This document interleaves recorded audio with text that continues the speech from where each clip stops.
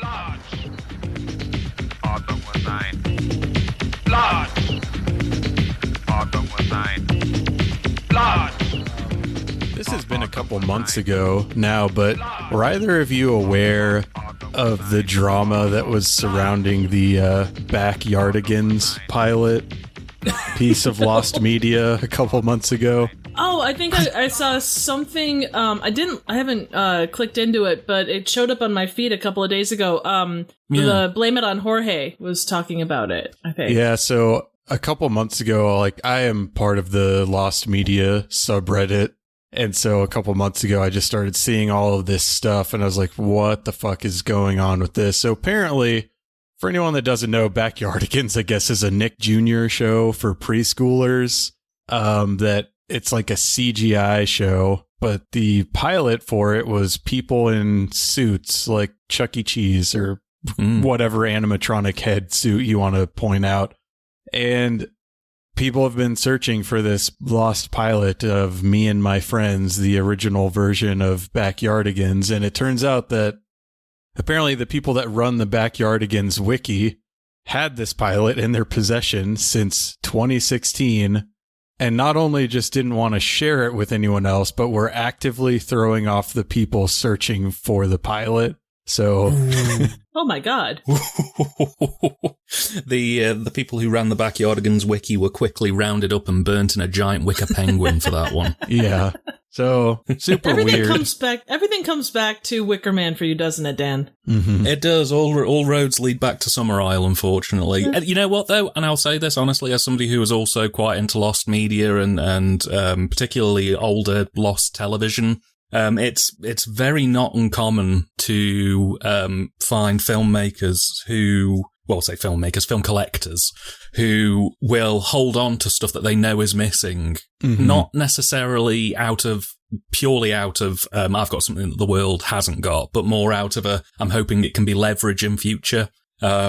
Infamously, there is a Doctor Who film collector who had a couple of missing Doctor Who episodes that he was holding on to just in case a better Doctor Who episode turned up, that he could use his two missing episodes that weren't as good as leverage to sort of trade for the one that would be better, potentially. Wow. And you hear stories all the time of people sort of hoarding stuff, like secretly, just on the off chance that something they're actually interested in will come in and they can kind of go, well, I've got this and I'll trade you for it. Yeah. Or, you know, sort of do that sort of thing. It doesn't surprise me at all, but it is shocking to actively deceive people from looking into this kind of stuff. Oh, man. I think that's particularly cruel, really.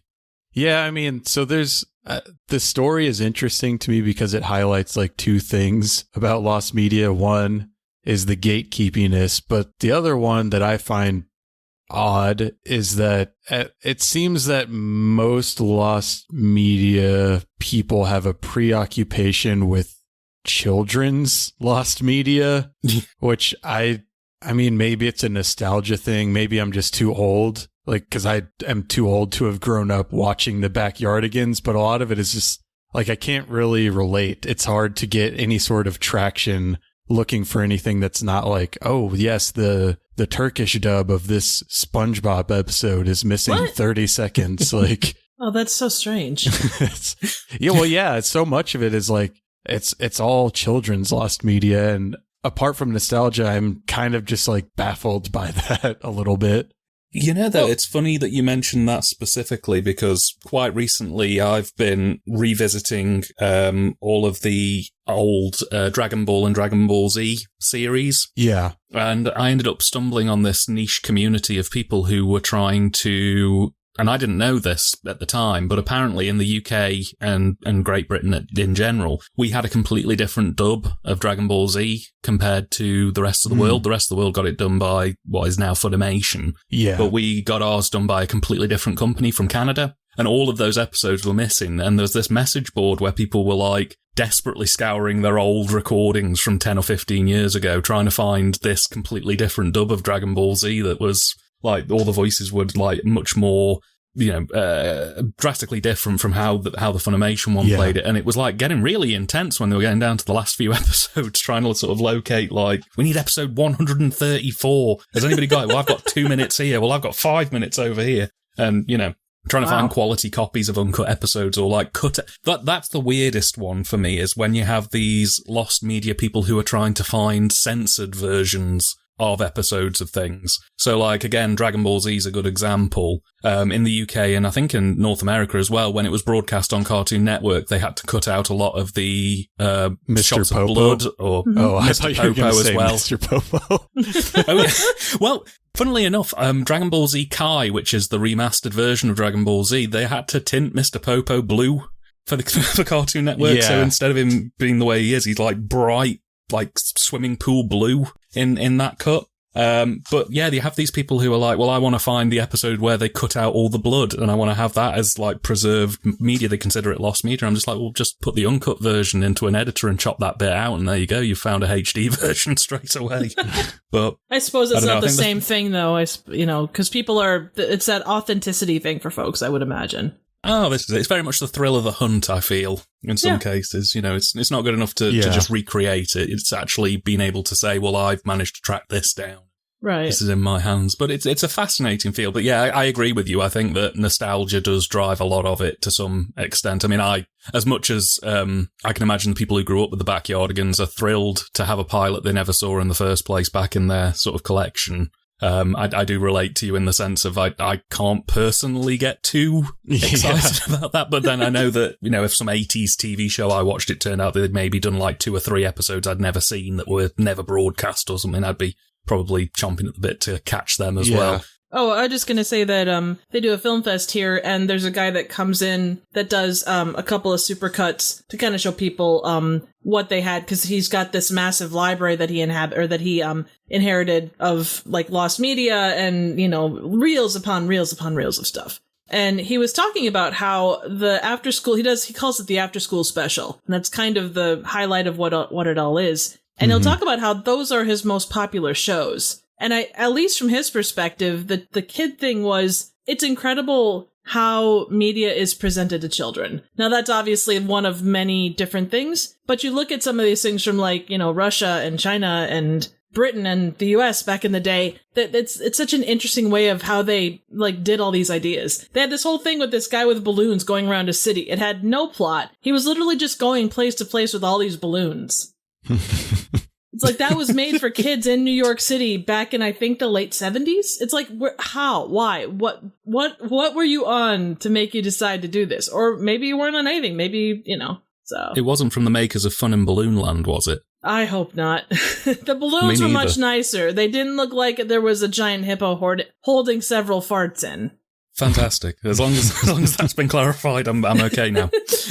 There was also not a drunk narrator, so I think we're probably okay. Yeah, so with the strange children's media, I think there's also sort of the crossover of nostalgia, but with like creepypasta. I think that's kind of what brings people into it. But again, it's just absolutely. I don't really know about it. I think now that we're talking about it, it is probably weirder, the sorts of things that I'm into, which is like nearly lost or functionally lost things that I actually have no personal connection to, other than it's like, oh, I can't watch this and I want to. Or the fact that I can't watch it is what makes me want to watch it, whether or not I have any sort of interest in the content at all, which is how I end up with a lot of the weird things that I end up with. But I don't know. It's just it's a very interesting and weird community. Oh, yeah. It pulls from so many different facets of, media enthusiasm. Because like you say, there's so many different drivers for what brings people into that community. Whether it's the content is available, but not on, not digitally, you'd have to travel somewhere to get it, or whether it's, a passion for just like finding things, or nostalgia, as you say, or, it's very varied, and there's a lot of different opinions on what should happen to stuff once it's found. Like, you do have these people who are very professionally minded who are like, well, we should contact the owners and give it back to them. And there's people who are like, well, no, if they've lost it, then it's ours to share with people. And you get all sorts of very interesting conversations out of it. Lost media is a fascinating area, really, to sort of explore. And you can approach it from so many different angles as well, really. I would imagine, too, you get those folks that have been collecting since, say, the 60s or 70s. And now those folks are at a certain age. What happens to their collections? how do you find the people that are going to appreciate all that stuff and have the storage for all that stuff? Oh, yeah. Absolutely. And the thing is, though, as well, and this is something to kind of bear in mind, a lot of the time, some of these collectors, despite the fact that they are collecting things, that does not necessarily correlate with them knowing how to preserve these things. The amount of stories I've heard of, like, film collectors who, like, collect nitrate film stock, and they've got, like, a shed full of film prints that have literally just either turned to mush or are on the verge of exploding because they have no idea how to actually look after the films. They just wanted to collect them. There have been a few quite infamous stories, especially in the UK, of film collectors hoarding lost material, and then on their death, these companies who preserve media have been inherited that collection through the estate and found that, like, they've had stuff that they've been holding on to for 30, 40, 50 years that's now either completely turned to mush or is just completely unrecoverable because they didn't know how to look after it, but they thought they had something really special they didn't want to let go of. And in the end, nobody can get it now because it's gone. There was a case of a guy actually here in Iowa that stumbled across this nitrate collection from a theater back in like the 19-teens. And it's like there's beautiful shorts from that era of media that everybody thought was lost. But a lot of it was, again, nitrate. So they tried to like take it to the Library of Congress. The library couldn't actually take it because it risks exploding. So they had to like figure out how to like properly take care of it before it could even be like seen. Oh yeah, absolutely. And the thing that's as fascinating as lost media is how they can restore damaged or, materials that were considered irrecoverable in the past. There was actually a news story a few years ago over here. There was a comedian duo called Morecambe and Wise. And they were very, very popular in the 50s and 60s and sort of early 70s. They were a double act. And all of their sort of earlier materials had been lost over the years. And they'd managed to find a very, very early copy of one of their first television series that they did in the 50s. But basically, because it had been so mistreated, the film print itself had just completely set like a brick. So they couldn't unspool it to scan it. It was just this solid lump of film, basically. And I can't remember the exact technique they did, but they essentially ended up cutting the film print into cubes and scanning the cubes through an X-ray machine, which allowed them to pull the individual frames, like sort of layered into the chunk off the film strip. Wow. And then they reconstructed the frames in an editor. And it looks horrendous, but the fact that they were able to even recover anything from this thing was just incredible. There are some clips of it on YouTube, which if you ever get a chance to take a look at it, I would recommend it. But when you consider that, like, this was like completely a write-off when they found it, and they were just able to pull nearly the full episode off the spool by painstakingly reconstructing it frame by frame, by cubing it and scanning it through an X-ray machine is just phenomenal, really, the work that they do. And that's not even getting into, like, recolorization technology where they're able to find chroma dots embedded in colour film transfers that have been produced in black and white so they can restore the colour to prints. It's all fascinating stuff. Really, really incredible work. It is. Yeah. Backyardigans. That's a quite in-depth conversation for having started on a preschooler show. Yeah. So with that, let's get into it, shall we? Oh yeah. Yay. Hello everyone and welcome to Dead Formats, a breeding ground for evil-smelling and extremely bad-tempered cinematic protuberances. I'm your host Chris, and this episode we're going to be discussing a pair of films, Zyklus, der blutige Sommer von 1999 from 2004, and Splotsch, Ordnung, Muss, Sein from 1994. And this week I'm joined by a couple of guests who are in the last stages of their miserable, ruined lives. Dan, Triv, how are you doing this evening? I just want it to stop. I just want it to stop. I'm very well. How are you? Not too bad. You know what? My pursuit of more and more interesting pieces of media drives me forward. You know, the horrors will persist, but so do I. And in many ways, we're very grateful. Yeah. Aww. Dan and Triv are both YouTubers. They were most recently featured on this show when we talked about feeders. So go check that episode out. Dan's also on an even earlier episode about the wonderful film Colony Mutation. So if you want to learn a little bit more about them and what they do, go back and listen to those, or just go check out their YouTube channels. Cheers, man. Thank you. Absolutely. They were the best episodes because you were in them, sir. Yeah. Oh, wow. Does that mean that every episode of Dead Formats is the best? Oh, absolutely. Absolutely. I'm going to go with that. I think that sounds fair. There's a couple where I'm like, I don't know. But like the last time we had Dan and Triv on, our Dead Format this week, once again, is SOV, shot on video films. But this time we're talking about a bit of a more narrow sub-genre, German splatter SOV films. And the last time I had you guys on, we talked a little bit about our respective histories with SOV in general. But are either of you guys familiar with German splatter cinema? This is my first intro.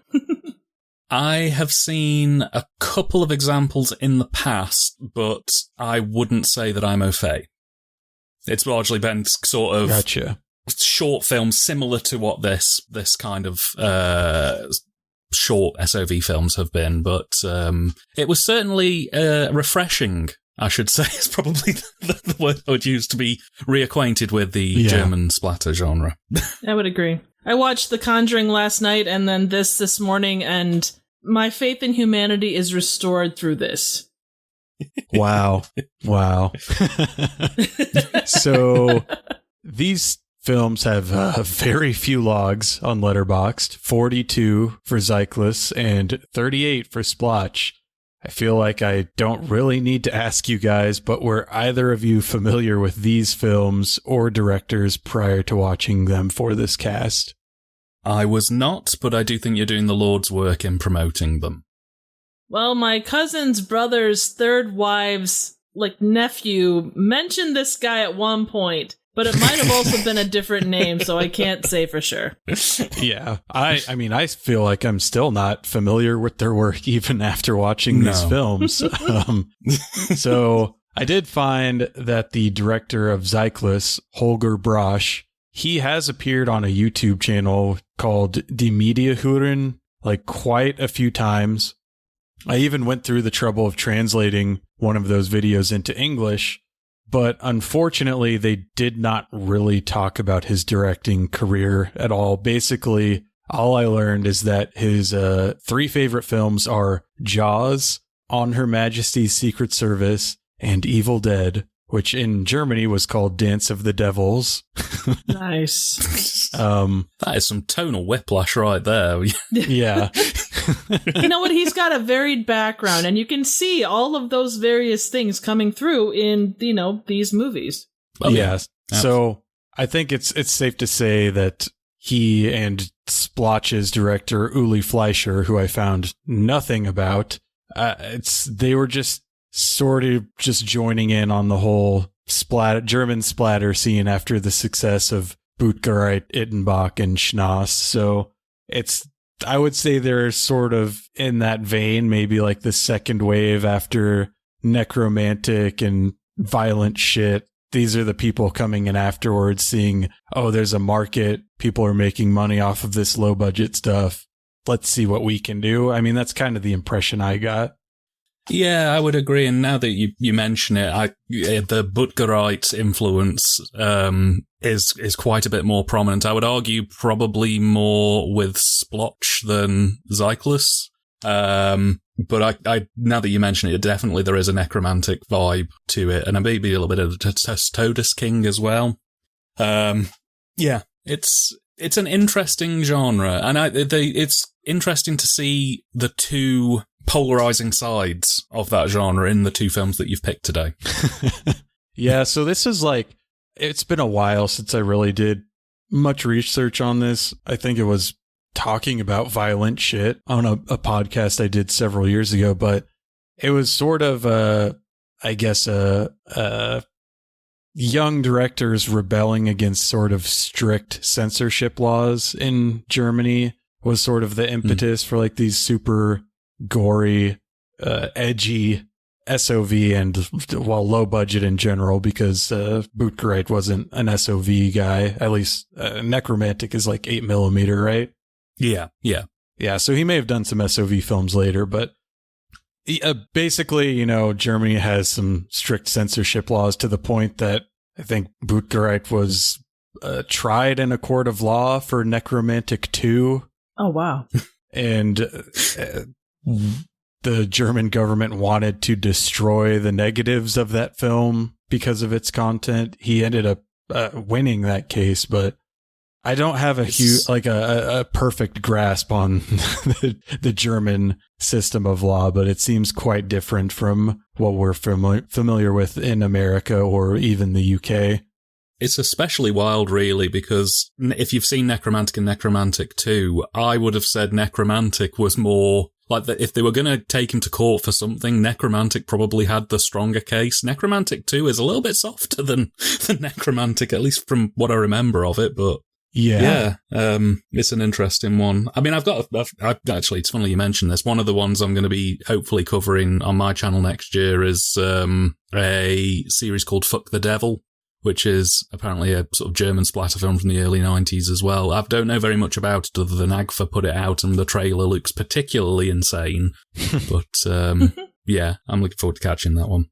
Well, it could have been a case, too, with if 2 was softer than the original, that they're going after the one that's easier to go after. It's like going after Al Capone for tax charges as compared to, you know, killing several people. Yeah. So since I couldn't find anything about the directors of these two films, I did read like some interviews with the more well-known directors in the early German splatter scene. And I think what Bootgereit was saying is that like Necromantic did not make a splash at all. So, but by the time Necromantic 2 came out, there had already been like, you know, violent shit had been put out as the first direct-to-video film. The impression I got that the distribution of these films at first was just solely kind of like road shows into like their friends' garages all around Germany. Didn't have like official distribution necessarily, so the government maybe just didn't catch wind of Necromantic 1, but it had some sort of notoriety by the time the sequel came out, and they were gonna make an example out of him, is sort of what I took from the interviews I was reading. My brain went to talking about a violent shit, and there was a strong wind. I apologize. I'm trying to remember I remember listening to the podcast where you talked about violent shit years ago, and I seem to remember you weren't that fond of it, from what I recall. I fucking hated it. So there's, I think there's 5 of them, 4 by Andreas Schnaas, and then randomly some Italian guy remade the original one. I stopped at Violent Shit 3, Infantry of Doom. But the one thing I will say about that trilogy of movies that I've seen is that it's amazing how each one is so much better than the last one without any of them being good movies at all. So unique last place. Yeah, I give Andreas Schnaas props for improving his craft, but when you're starting off at like -5, it takes you a couple films to work your way up to a 0.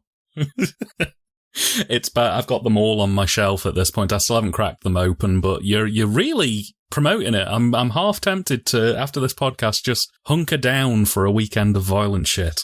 So, well, basically, so what I remember of the first one is just like, it's one of those, it's you have good films, bad films, so bad it's good films, and then below that, they circle back to like, this is just incredibly boring, and I want to fall asleep, which I did the first time I watched it. Oh God. And I remember it wasn't like, oh, it's late at night, let me see if I can cram a movie in. It was like a Saturday afternoon. I could not have been more lucid, and I just fell asleep. Oh God. It comes to something where you need a palate cleanser like Things or Urban Massacre to help bring you back to an even keel. Yeah. Not good stuff. No. But I'm still not being dissuaded. It's on my watch list. I'm going to crack it now. I don't. Thank you. Is there anything that I could say to dissuade either of you from watching a movie once you had your mind set to it? I doubt it. Other than you might end up in jail for watching it. That's fair. Yeah, that might be a good deterrent. You know, my education with movies generally, I mean, I think for everybody is constantly changing and improving. And be it good, bad, or indifferent, like studying anything. You're going to have texts that are boring and texts that are interesting. And they all provide you with something. Sometimes it's a nap and sometimes it's insight. Even a boring movie or text or whatever can provide you with, some insight. Into the genre, into what was done. A lot of people will look at Citizen Kane and say, it's an incredibly boring movie, but technically it's fantastic. It earns that best movie ever made, moniker. And even with something like this, there's probably something to be taken from it. Yeah, it's like with violent shit, it's an incredibly boring movie, but technically it's also really fucking terrible. But then you take the technically terrible part from it too. It's still SOV, it still provides you, it is for better or for worse, like you say, an example of the genre. And one of those that's held up as, okay, this represents what this genre is. It's like horror nowadays. If you're just someone that casually watches horror, and I know I brought it up already, but I'm still traumatized, so I need to bring it up again. The Conjuring, for as untrue as those true stories are, they still have a large audience, and they do represent what people think of Lorraine and Ed Warren. That they were terrible. Generally speaking, they did a lot of terrible stuff. But they also, pioneered an entire field where we're at today. So, I mean, where do you end with that? It's still getting publicity. You end with Zach Baggins. No, you end with YouTubers that make Zach Baggins look like legit, and that's scary. But that's a whole other kettle of fish. You can say what you want, but I still enjoyed that Red Letter Media video where they decided to try and be Zach Baggins. That was quite hilarious. Entertaining for me. Well, only an Iowa horror house could provide you such interest. Yeah, yeah. It is something I've talked about a little bit recently about the formation of different film canons, and it's violent shit is terrible, but it did sort of, like you were talking about, Triv, it created, in Germany, a conceptualization of what low-budget horror is. So it's without that, we don't get these two movies that we're talking about. Even though it wasn't Andreas Schnass's intent to, codify a new genre when he went and made violent shit. It's that's what ended up happening because you get copycats eventually. And some of those copycats turn out to be good. I mean, look at Rocky Horror. Rocky Horror didn't go in to become a cult film. And it became, one of the most successful midnight movies of all time. It's run for over 50 years. Shock Treatment is probably a better movie, but, they tried to go for cult and they couldn't because you can't force that stuff. Yeah. Yeah. Sometimes it just has to happen naturally. Absolutely. It's like love. Ah. And now back to violent shit. Hooray! I think that's one of the things, though, that and you've hit the nail on the head, though, and I completely agree. I think that sometimes bad things have to come out for good people to see the bad things and refine them into good things. It's not necessarily the same wheelhouse, but it's a bit like how the studios looked at the old Fly movies and decided, well, these are campy. They're still sort of cult favourites, but would we do something with them that would make them a bit more mainstream friendly? So they got David Cronenberg involved in this. Suddenly you've got the 80s version of The Fly. The Blob is a similar story where you see something that has maybe got a public perception of being inherently campy or bad, but you get to say, well, can we take the bones of this and make it into something good? I don't know what good can come of violent shit, but we live in a very broad spectrum world these days. I'm open to anything. Maybe, maybe they'll do something that's completely redefines what we thought of violent shit in the next 10 years. Yeah, for sure. But enough about violent shit. We're only talking about it because of the dearth of information on these two films, which are first, Zyklus. So this was directed and edited by Holger Brasch, who also scored the film in part, along with someone called Sphinx Engine. And apart from Brasch, none of the actors featured in this film have been in anything else except for Sven Petersen, who, I don't know which character he plays in this film, but he also appeared in Violent Shit 3, Infantry of Doom. So now it starts. Now we stop talking about violent shit. Every square is a circle. Every square is a circle. So we're going to go through the plot of this, and just, as always, like I always say, feel free to interrupt as often and thoroughly as you like, because, well, as we'll get into, this isn't the most interesting movie in the world. It does begin with a brief ident for the production company, Channel 83 Movies, which, hey, you know, I'm all about that. And also some music ripped directly from the score of Halloween 3 Season of the Witch. For shame. For shame. I had a Will Smith moment when that played out. I was just like, keep my Halloween 3 out your mouth. Yep. It was just...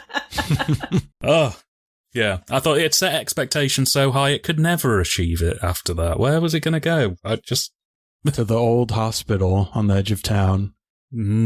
After that, we get some techno music with dialogue playing over it. Something about some guy named Marcel who should be killed on sight, and also possibly a nefarious meetup at an old hospital.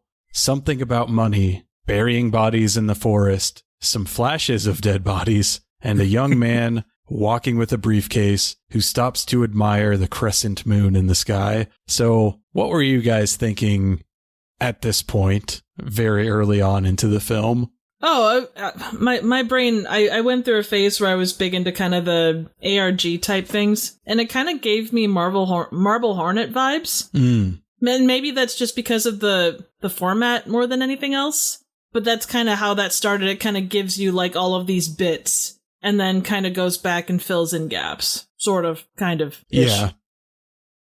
As for myself, I kind of... So, a lot of my kind of formative filmmaking years happened around this time. So for me, I had the feelings of a trauma response. Because I remember this particular era of filmmaking being so aggressive and intense, because we were in the era of speed. We were in the era of filmmaking where everything was very much geared towards next thing, and it was fast cuts and loud noises, and it was a very charged era of filmmaking, particularly on the independent and short circuit. So as soon as we got through the Halloween 3 theme and into the sort of opening credits, it felt a little bit like I'd been assaulted by the 2000s. I just... Show me on the plaid where they hurt you. Basically, it was like, oh god, where's my 512 megabyte MP3 player? I need it now. It was a very familiar experience, but as we'll get into it when we get into this film more deeply, it was not necessarily a pleasant one for me. Just for how direct it was. Since these were your formative film years, maybe you can help me out, because I was getting like, I couldn't pinpoint exactly what the influences were. Like, I feel like I was getting like Guy Ritchie a little bit, like they're trying to do like this, like, I don't know, like quote unquote more realistic crime film, like Tarantino, Ritchie, but like also The Matrix and Saw. This is the thing. It's so diverse and kind of all over the place. There is Guy Ritchie, I think, was probably one of the stronger elements of it. I got a little bit of Edgar Wright picking up in there in places, just for the fast cutting and sort of constant pace changing. He was kind of coming up in the sort of shorts and indie place. 2004 obviously was Shaun of the Dead, but that was maybe a little bit later in the year. But his style had already kind of started to permeate because he'd done a lot of television work and short films around this time. Obviously, as you say, The Matrix, big influence. I think it's very much a film of its time in that sense of it seems to have a lot of grounding as well in advertisement stylization. So around this time, if you look at adverts from the early 2000s, a lot of them were very fast-paced. It was like, flash the product, no story, no narrative, no link, just show the product, show what it does, make it look sleek, make it look cool, make it look good, make it loud. We want audiences to retain this as much as possible. It's an era of filmmaking where I think advertisers particularly latched onto the idea, and it probably came out of the fact that there was a lot of traumatic stuff that happened in the first 4 years of the 2000s. Yeah. I think they realised that if you're loud and aggressive and upfront, and you just cut all of the bollocks and you just show the product and say what it does and be as loud and aggressive in that small window of time you've got to sell something to somebody, it'll stick in their mind, because everything else at that time was so loud and aggressive. You know, the start of the 24-hour news cycle really hitting its own run. Obviously, we had various wars and atrocities and all manner of horrible things. So they kind of had to go extra just to vaguely be heard. So that was kind of where my brain was pulled to whilst I was watching this. I kind of... It's very rare that I watch a film and I'd go, who hurt you? But here we are with this one. Yeah. Yep. I would even say a little bit of early Christopher Nolan. I got Memento a little bit out of this. Oh, yeah. Kind of. Absolutely. Still have not seen that. Well worth a watch when you get time. Like, go in blind just so you're not... Because there are some things that you don't want it's too late for that. Oh, fair, yeah. That's fair. I think, actually, though, speaking on that was probably one of the things that put me off this film more than anything else. Was I understood what they were trying to do with how they play around with time and how they're sort of jumping back and forth, but it was really inconsistent in how it did that and how it showed that to the audience. So there were moments where it would suddenly jump to something horrendous and then jump forward, then jump back and jump forward. And it almost felt like, in my notes I wrote down, it felt like somebody had taken a coherent film that was jumping around in time and just let it melt. Because there were just moments where it would kind of just randomly flick back to a time that didn't seem to be a time of reference. I mean, it took me until halfway through the film to realise that the rooms that our news person, who we'll be introduced to probably shortly, was going into were flashing back to that room in the events of the horrible things that happened in the hospital. Up until about halfway through, I just thought the film was just flipping all over the place. It was around that halfway point where, oh, right, as he walks into the room, it flashes back to what went on in that room back then. It was very, very messy. And it took me ages to I had to keep flicking back to figure out exactly what was going on a lot of the time. I'm just going to say that there was pre-dick time and post-dick time, and that's how I define this movie. Yeah. When I first jumped on this podcast and we were setting up, the first thing I said when I got on was, well, the amount of penises I saw this weekend went up drastically.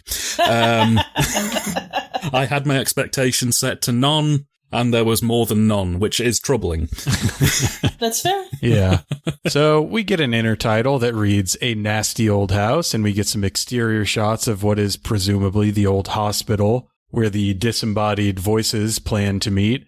Get some close-ups of turds, and the suitcase boy walks towards the building. As he opens the door to the building, the film cuts to what it seemed like found footage, but we then learn that this is actually the present day. So, there's a guy named Armin Eichmann giving an exclusive report in front of the hospital, and he says that this hospital was the site of the most gruesome crime in post-war German history, the Bloody Summer of 1999. Or very quick to say the title of the movie in this one. Flashback to Suitcase Boy. He's wandering aimlessly through the halls of the hospital. He gets tired and decides to take a nap, as one does.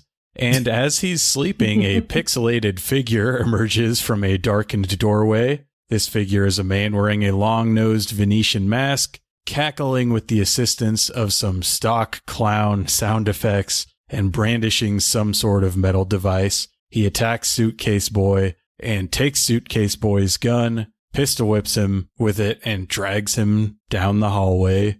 Spooky. With the finest plugins and title cards Sony Vegas 2004 could afford. Absolutely. Oh, by the way, Buc-ee's, woohoo! Yep. Obligatory Buc-ee's reference on this Absolutely. podcast. Dan now loves you all the more. Yeah. Oh, 100%. Yeah. Again, with the way that this film was set up at that point, I was kind of still a bit confused. I was sitting there thinking, okay, so is this Marcel? Who is this guy? And another thing that confused me as well, and I think you obviously mentioned a little bit earlier, was the fact that the present day stuff is in black and white, but the flashback stuff is in colour. Because usually it's the other way around. So I was sitting there thinking, is this, why have they chosen this? But I know why they've chose it. It's because the director realised that all of his lovely, colourful lighting and gore effects don't look very good in black and white. So he kind of had to go, well, okay, I've set up all this lovely, colour gel lighting and, we've spent ages mixing this penis blood to look authentic. Yep. I don't want to turn it all black and white because it just looks really flat and dull now. That makes a lot of sense. Yeah.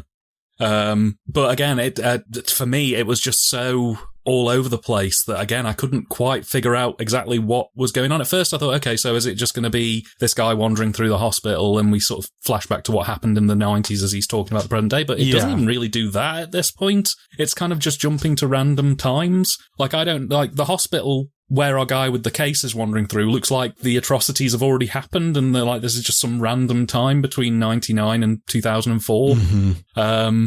Which again, the film doesn't really make that clear exactly what's going on. Right. It's what kind of leans me more, and this is the case with both films. I kind of had this opinion. I believe that this was probably more of a tech demo than a film. I think the idea was that our director here wanted to showcase his abilities as a camera operator and special effects person. So he threw together a plot that enabled him to do these effect shots and kind of justified it because nobody just wants to sit through a tech demo. But if you at least sort of embed them in a film, you can say, hey, I've made a movie. Do you want to watch it? And you can kind of sell that to companies to try and get more work.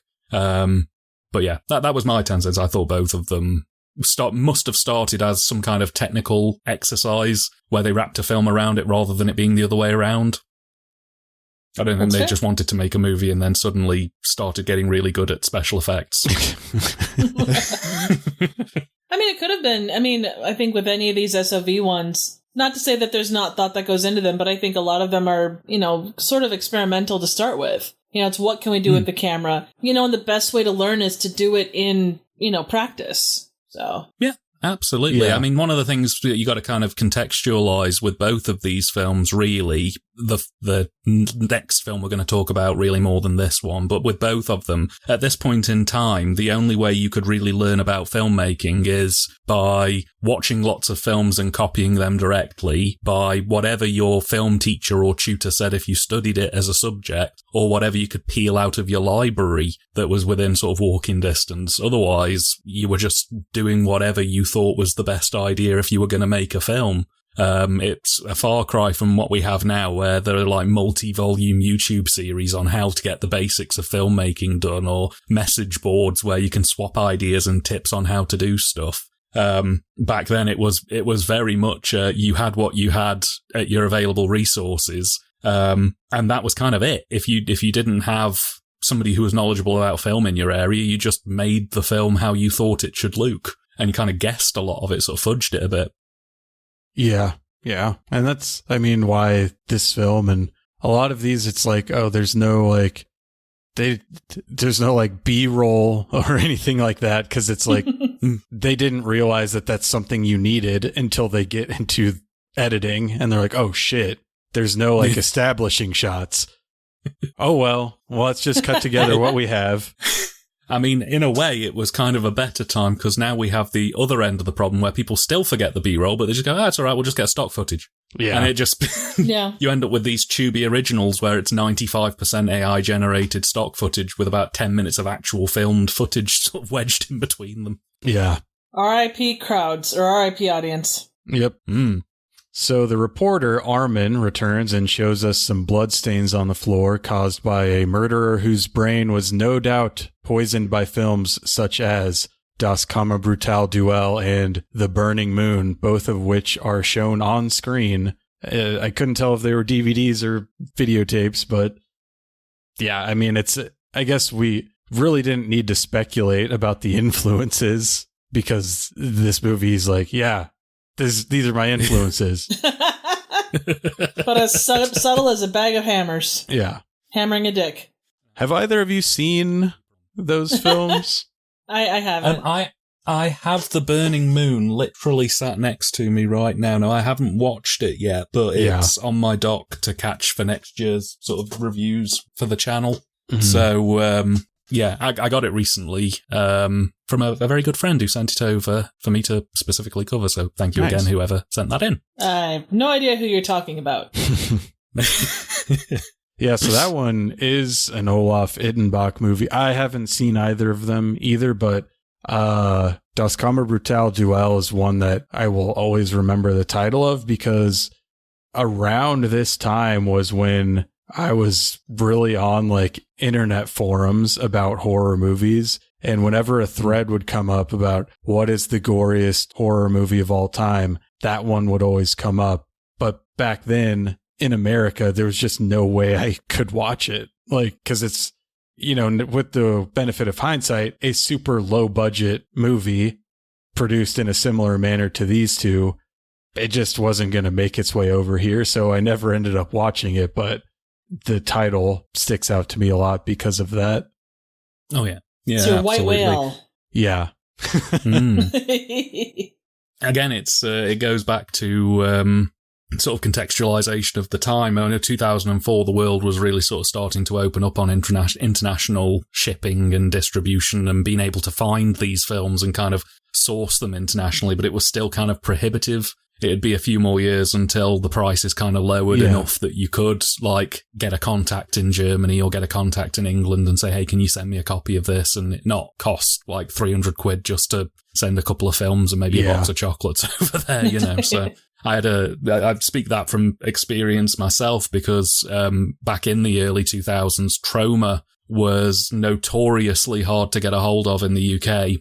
All of their stuff was either region locked or was long out of print, and they, even to this day, still have absolutely ludicrous international shipping costs to get stuff from the States over to England. So there was, for a very long time, I was very much longing for the Toxic Avenger and Sergeant Kabuki Man, but you know, without the right contacts and things like that, it was just a non-starter from the off, basically. Yeah. We get some flashes of the gruesome murders that have taken place in this hospital: a slit throat, a PVC pipe through the back of the head, bullet to the brain, a twitching severed hand, a gouged out eyeball, a mattress spring through the gut, and we find that Suitcase Boy has been tied up. So it seemed the way that this montage of murder, it seemed kind of odd to me because it's like, this is probably the part you're most proud of and what you really want to focus on, but you're kind of just like doing these fast cuts in between these things and not really showing it to us. I don't know. I mean, how did you guys feel about that? Yeah, again, I found it quite disorienting. It's one of the problems I had with this production, on top of the fact that it felt like it was assembled via Smoothie Maker, is the fact that he's chosen to frame things so up close with a fisheye lens as well, which means that everything is on screen for a few seconds at a time, max. And it takes you a second or two to even register what you're looking at before it's immediately cut to something else. It just doesn't leave you with enough time to let things kind of set in. And in a way, I feel like it kind of spends the shock a little too quickly. In a way, I kind of get why he didn't pull back and have wider shots for longer. It's because the effects work is mixed ability, I'd probably say. So doing close-ups quick kind of masks that a little bit better, but the downside of it is because he's cutting so quick, it makes it almost impossible to actually figure out what you're even looking at times. Like some of the mattress spring kills that happen in this film, I had to literally pause, rewind, and take a good 5 seconds to look at it to even figure out what had just happened, because I couldn't quite figure out exactly what was going where, how, and why. It was a very disorienting experience. I guess I've seen enough kind of like of that kind of horror where like those quick shots where you're supposed to catch them, but you're not supposed to catch them. Like it's in those short instances where, okay, this is what we're in store for. I guess I kind of took it as, okay, we're seeing these things. We'll probably learn more about them later, kind of a deal. Yeah. So, and good or bad, I guess I was just kind of floating on the, okay, we'll find out more as we go kind of a deal. Yeah, that's kind of what I was thinking. Like, since a huge part of this movie is like telling the story asynchronically, I was of the same mind as you, Trev. Like, oh, we're getting flashes of these. We're going to see the whole thing later. Doesn't end up being true. But that's what I thought at the time. Yeah.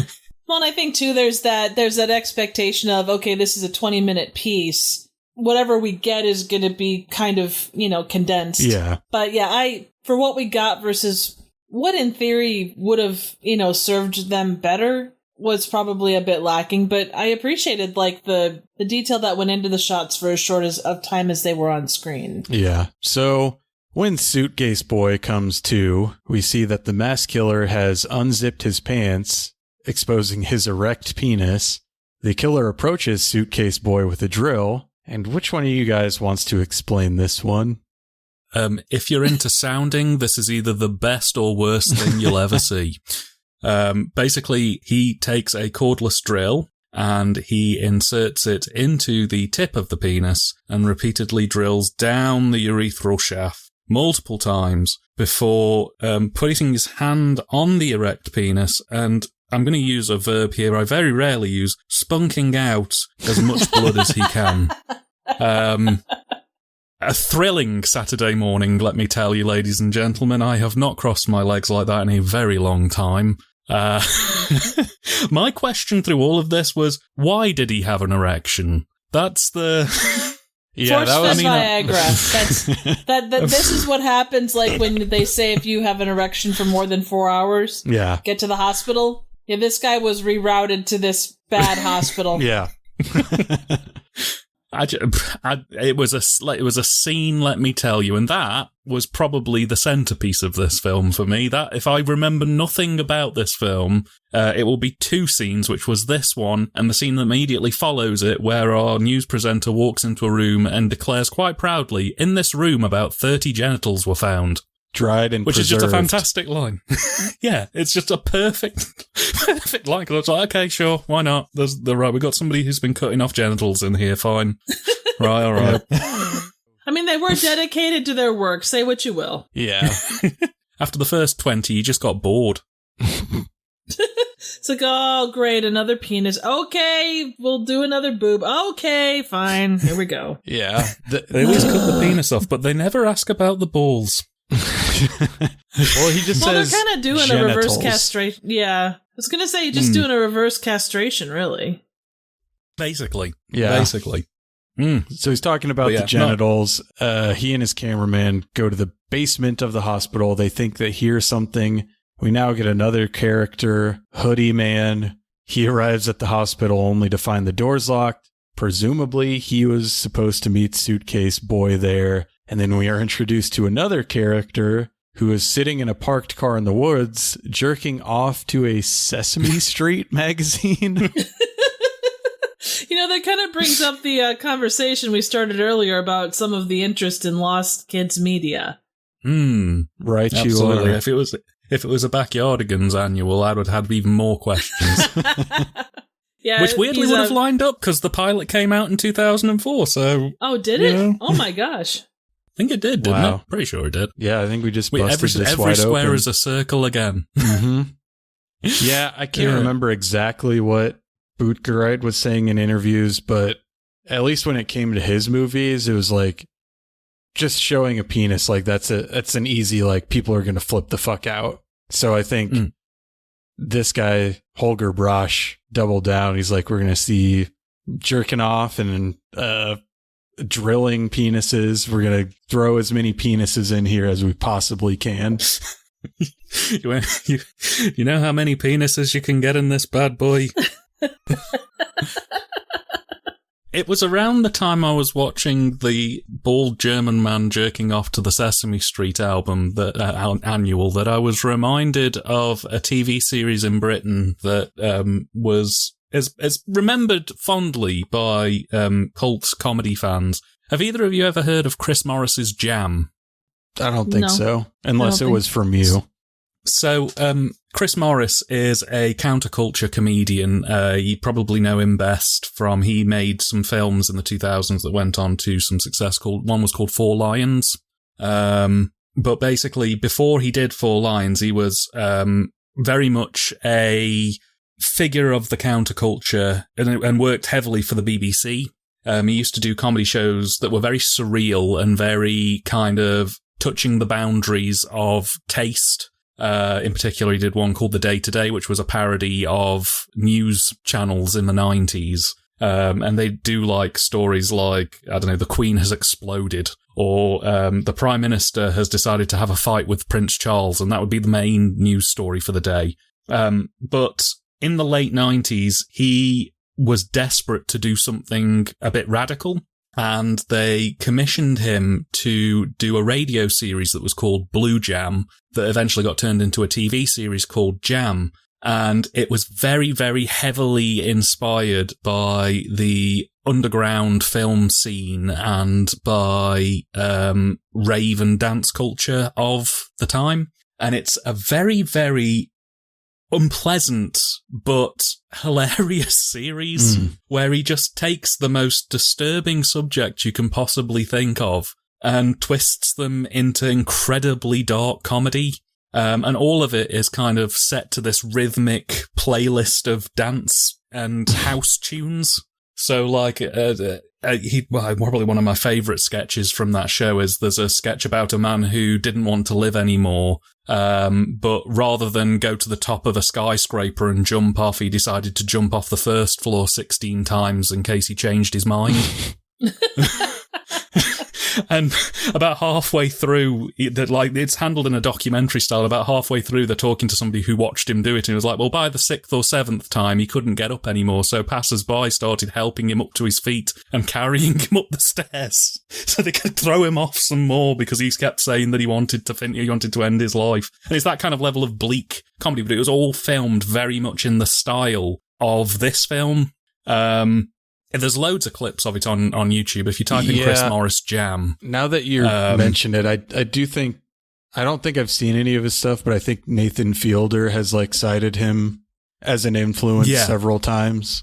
Oh yeah, very much so. They do have kind of similar wheelhouses in that regard. But Jam was very, very controversial. I think it was 2001 it came out, and immediately they had to put it in the graveyard slot on television because they couldn't air it legally before 10 o'clock at night. So it ended up going out at 1 a.m. And then, to be even more obtuse, he'd go back and re-edit those episodes into an even more elongated, kind of disjointed, bleak, weird show, which was called Jam, which is J with 18 A's and an M. And they'd never tell you which one was showing. So you'd tune in one day and just get this really bleak comedy. Sometimes you'd tune in and it would literally look like your television was melting, because he'd just dumped hundreds of filters over the footage. And sometimes he'd play sketches that were running at normal speed in the original version at half speed or twice speed or reversed, or he was very good at messing with the audience. Yeah. Again, infamously, one of the things that he did for the DVD release of Jam was he had a mode called Unstoppable Mode, which was he'd somehow managed to render the disc in a way that if you put it in, there's a random but not zero chance that it will brick your player.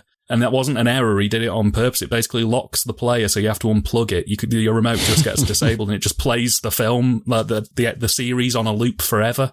And the only way to stop it is to physically unplug the player and wait a minute and then plug it back in. That's amazing.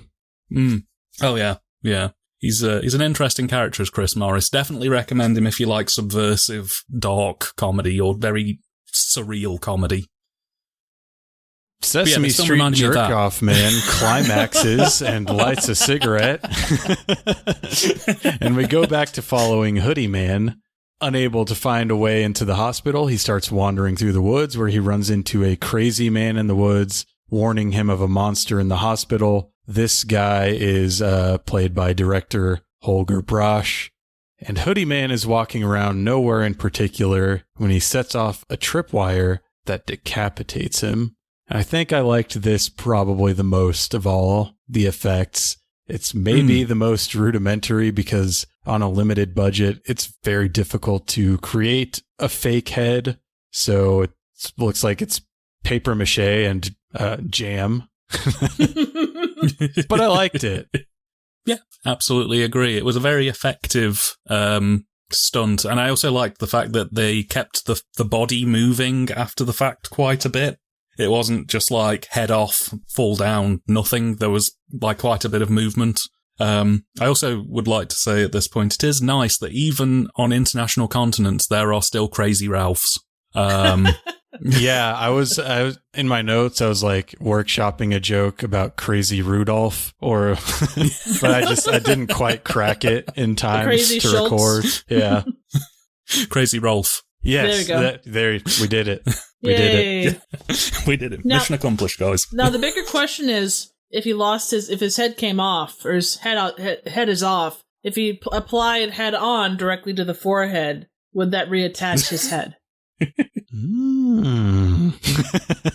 It would, but he would never be able to play piano again. He couldn't beforehand either, but that's beside the point. Yeah. Armin explains once again that the killer's motive must be excessive consumption of violent videos and video games. Anyone that's younger than the three of us, this was a fucking obsession in the media for like a decade and a half. Luckily, we're coming back. It's happening again. They're doing it once again. So it never went away. Anytime that stuff comes up, it's like going back to name any argument that dates ages back. Blame the devil for everything. Yeah. But also, they should probably go after Sesame Street too, which of course they haven't done now since that guy was violently jacking it to like Big Bird.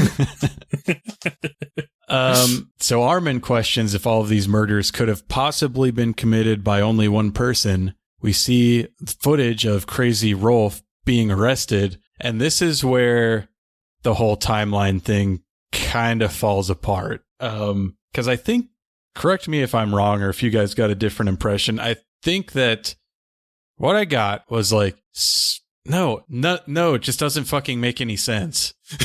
No, because we saw the Crazy Rolf guy interact with Hoodie Man, which means that this is taking place at the exact same time that Armin is filming his expose. I was going to say, like, before I just thought of that, I thought that the implication was that Crazy Rolf was arrested before this news expose and the crimes had been pinned on him, but secretly he wasn't really the killer, which is kind of what happens, but that's what I got. It doesn't make any fucking sense. No. This was it. I mean, the best I could come up with is the Crazy Rolf stuff happening after the 99 event, but before the 2004 event in just some random period of time.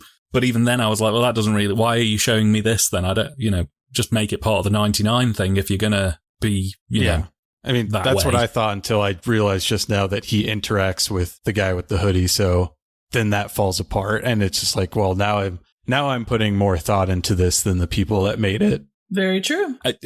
It was around about this time where my brain had been assaulted so much by such rapid editing and incoherency that it just kind of accepted that it was just a haunted house film that was trying to be a bit gory and to just travel on vibe really more than logistics. I just got at this point, I was just kind of like, okay, guy had his head ripped off, fine, whatever. Oh, strange guy with a mask is wandering around a hospital. Okay, that's fine. Well, it's like an Italian horror film now. We don't have to necessarily run on coherent. We're in House by the Cemetery territory here. It's just roll with whatever they're putting in front of us, and hope that you don't lose an eye in the process. Sesame Street jerk off and a new guy, glasses guy, are searching the hospital, guns in hand, and they're kind of just talking shit to each other the whole time. Again, they look at some shit in the toilet. And Sesame Street Jerkoff shoots Glasses Guy in the neck for some reason. And then the killer pops out and starts chasing SSJ, Sesame Street Jerkoff. Got tired of writing that. For the record, Sesame Street Jerkoff sounds like a film that came out around the same time as Bum Fights, and I don't want to see it, but there just feels like there should be an IMDb listing for it somewhere. That's why they're defunding PBS. Yeah, I was just thinking, it's like, since it is PBS, is it public domain? Because we own it. I doubt that's true. I was like, could I make a movie called Sesame Street Jerkoff? As long as you spell it differently. Yeah. Yeah. It's a similar wheelhouse to the BBC because technically, on paper, we pay a television license fee to fund BBC programmes, but they are incredibly painfully restrictive of their copyright sort of ownership. If you upload a few seconds of a sports match or Doctor Who or something to YouTube, you are getting your channel shut down and you're going to jail. So, yeah, I don't know whether PBS would be thrilled with you doing Sesame Street Jerkoff. But hey, you know what? If you need any funding, I'm here. Just let me know. I'll back a Kickstarter for Sesame Street Jerkoff. I just want it on my profile more than anything else. Funded by viewers like you. Yeah, exactly. So SSJ drops his gun in the turmoil, and he tries to hide from the killer, but the killer finds him and shoots him with his own gun. And back to Armin and his cameraman. They're looking at shit in the toilet again, and they hear another noise. They go in search of the source of the noise, and once you know it, the killer pops out with a chainsaw, I guess, because there's a chainsaw sound effect. Cut to black, credits, Zyklus. Thoughts? Now, would you refer to what was in the toilet as a violent shit? Yeah, I assume whoever took it didn't have a great time. So the way that you've been naming all the people, all I can think is like, and it's such an old school thing, but Dick Tracy, like, yeah, prune face, yeah, pickle puss, hoodie guy, Sesame Street Jerkoff guy. Yeah. It was as the credits rolled on this that I realised that we had probably just watched something equivalent to a proto creepypasta. Because basically every creepypasta ends with, and then a skeleton popped out, or, and then an horrible man hopped out, and then it just ends. And that was kind of what this film did. My favourite part of the entire film is the very, very end when it suddenly turns into trippy analog feedback effects as the credits roll. That was really well handled. I actually kind of liked that, but yeah, the rest of the film, I needed a paracetamol afterwards, put it that way. Sat in a dark room with some sunglasses on for a little while just to rebalance. That's fair. I appreciate the ambition, because there was, like we've discussed, technically there was a lot going on and it was relatively well handled. I mean, joke what you will about the dick stuff, but like the quick shots at the start, the uniqueness of some of the kills and some of the variety that they went for, the use of space was very well done. But yeah, for a 20-minute piece, they needed to go back and give some thought to how you tell that story. Yeah. And how you differentiate better than what they did. So it was okay. I'm glad I saw it. I don't need to see it again. Yeah, I think, I mean, I didn't, it's like, it's whatever. It's not offensive. It's not offensively bad. Like, but I was like, whatever. I've seen it a couple times at this point, and it is like, if you're going to, it's only 20 minutes, so it doesn't have a lot of time to wear thin on you, but it does.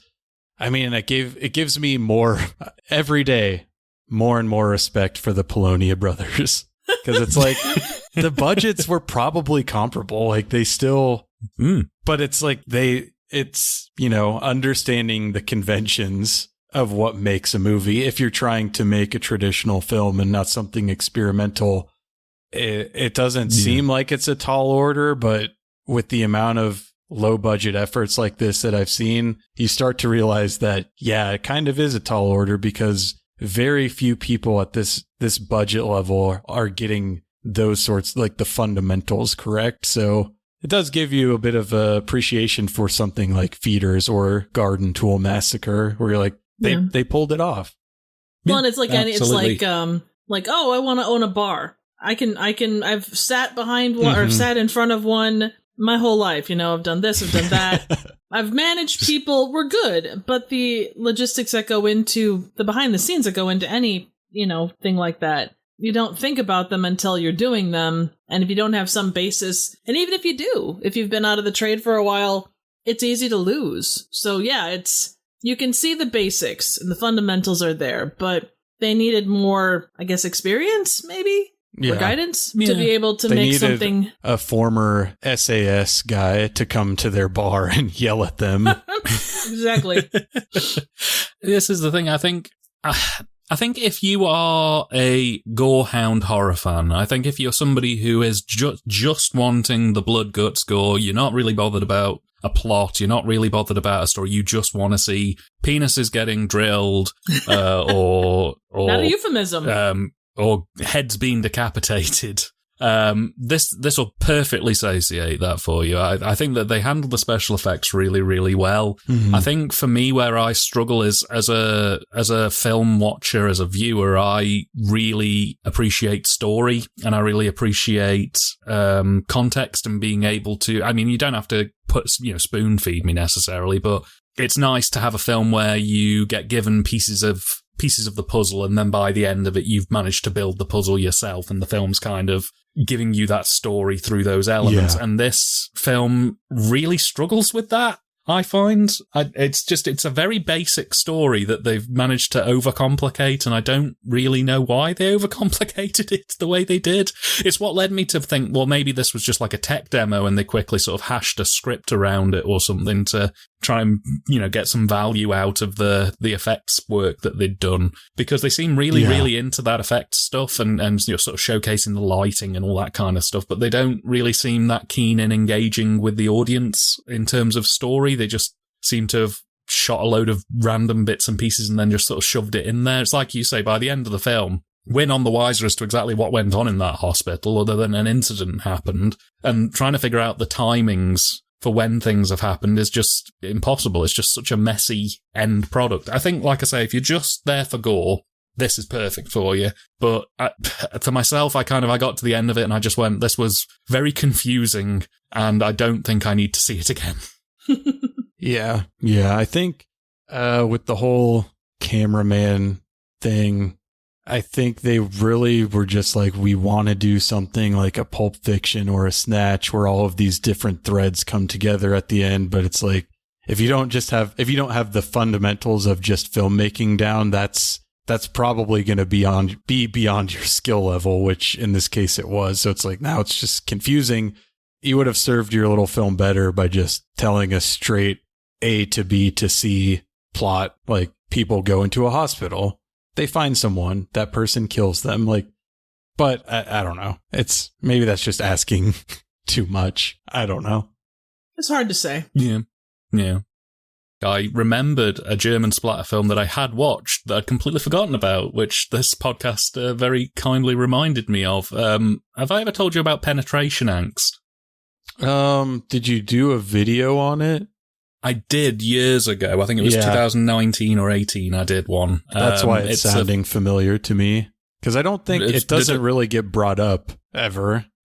No. It was a film by a director called Wolfgang Buld, shot in England, but it was an entirely German production other than the location they shot at. And it's about a woman who has a killer vagina that it's kind of like almost like a supernatural film, because it still does the splatter, but it does it in a way where the person who touches the vagina gets sucked into the vagina and then like blood just comes shooting out. So it's a very odd film. And the reason why it came to mind is there's a scene at the end of the film where somebody uses a prosthetic penis as a weapon, basically. Made me think of what we've just been talking about for a while. That was a strange. When I caught that film for the first time, it was about 3:00 in the morning, and I'd had a bit to drink, and I was just captivated by this bizarre, very low budget German digital SOV killer vagina movie. Definitely recommended if you ever get a copy of it. It's 2 thumbs up. It's an experience. It was a film that Roger Ebert once described as, "What are you doing in my house?" It's appropriate. Yeah, it is kind of strange how, at least from my perception of it, it's like there really is not a German horror scene other than this sort of stuff. I think the only one that I've seen that would be like a mainstream film was a film called Das Experiment. I don't know if either of you have seen that. No, I can't say I have. So it's based on, what was it, like the Harvard prison experiment? Is that what it was? I don't know if you guys are familiar with that, where it's like this. Yeah. They set up a fake prison scenario where half of the people were prisoners and half of them were guards. And surprise, the people that got to be guards were fucking assholes to the prisoners. But yeah, that was one that, like, when it came out, there was a lot of buzz about it, at least on forums, but no one ever talks about it today. It's hard to even, I don't think it made it past DVD. In order to watch it a few years ago, I had to order like a European DVD of it. It's a pretty like solid horror film that just has been completely forgotten about. It's kind of wild, really, because you would think, given Germany's proximity to the rest of Europe and how close it is to places like Italy, Spain, France, that they would have kind of created their own kind of movement. But then I suppose German splatter is what they do, and German splatter is what they're good at, in the same way that Italy has Giallo, and, you know, Spain kind of dalliances with everything here, there, and everywhere, you know. Yeah, but then on the other hand, it's like, kind of in film, that's like where a lot of the early, like the German expressionist horror films like that, those are the titans of horror from like the teens and 20s. So it's weird that they have more or less abandoned their horror heritage, it seems like. I mean, I suppose the East-West divide probably had quite a lot in the doing of undoing that, because obviously you had the very liberal side and then the very sort of censor-heavy side, meaning that, like you said in the actual podcast earlier, that a lot of these people, when the Berlin Wall fell, felt very liberated to challenge the authority that had been telling them you can't do that for years. You know, the first thing people want to do is push those boundaries and see where they can go. The only problem with boundary pushing is you end up in a point where you kind of push so far in one direction that you kind of almost get locked into just ever decreasing circles of quality. You can't really, you know, you get to a point where it's just like, it's just shock for the sake of shock. You can't really do much more than that. And it just carries on as it does. I mean, we're kind of at that point now with something like and not that every movie is that way, but like Terrifier 3. I mean, we kind of got that where I don't know how you make gore boring, but they made gore boring. Goring. Yeah, I can only imagine, because that's how I felt about the first one. So I was like, I really don't need to see the next two. I don't know. It's like, maybe I have a different view on it because these are the sorts of films that I heard about when I was a teenager. And so I feel like I've seen all of this, and it's hard for me to put myself in the shoes of someone who, like, right now is 14 and they go to the theaters or Shudder or whatever and watch Terrifier, and it's like the craziest thing they've ever seen. I think maybe I'm just too old and jaded to enjoy it. I don't know. I suppose one of the things that probably drives that a little bit more, though, is the fact that a lot of kids and teenagers nowadays, they aren't as willing to look into that depth. I'm not saying they like to be spoon-fed necessarily, but I think that they take what is presented to them and set that as their bar, and they don't really look back in the same way that other generations have. Like, for example, your generation, our generation, the generations before us would actively start digging through archives to find older films and to hear about these strange oddities, bits and pieces. I find that newer audiences, newer generations seem to just sort of see what's playing on streaming, see what's playing on the theatres, and that's it. That's all they go for. And they might have their references from what they've seen before, but they won't actively start digging out, VCDs or things like that, trying to find obscure gold. I mean, back to the topic of lost media. On the lost media subreddit, it seems like every single day someone makes a post. They're like, hey, this movie, I can't find it anywhere. And there's always inevitably the first and only response.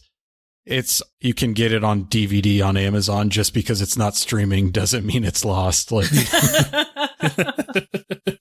I mean, to that end, I still have to thank you very much for introducing me to The Cat, because I watched that and I absolutely fell in love with it. And this year, 88 Films have put it out on Blu-ray. And I am waiting for payday in the next couple of weeks. I'm going to grab that copy as soon as I can, because I had so much fun with that film. And I'm going to probably talk about it on the channel at some point, but I can't wait to get to see it in sort of crystal clear HD.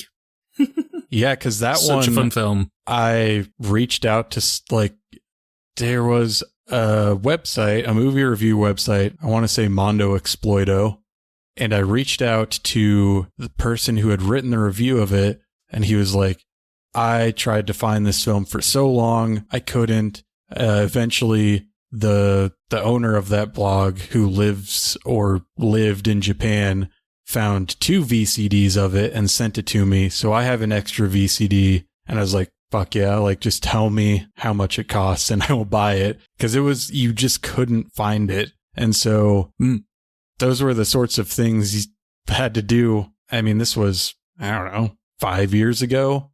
No one had ever heard of it. The only reason I stumbled upon it is because I was doing the theme for that podcast that I was doing was the year 1992. That movie came out in 1992. The title was The Cat. I love cats. I read the little 1-sentence description that was on IMDb at the time of a cat comes from outer space and has magical powers. I have to fucking see this.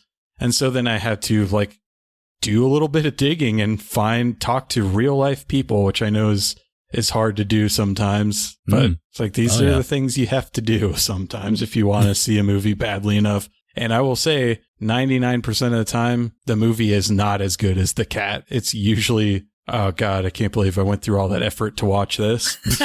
Yeah. Well, I think too, in an era where we get so many movies, I mean, how many things are being erased now? Because, they're on, a streaming site and then they drop from existence, and there's, it's harder to record. It's harder to make some kind of record of that thing.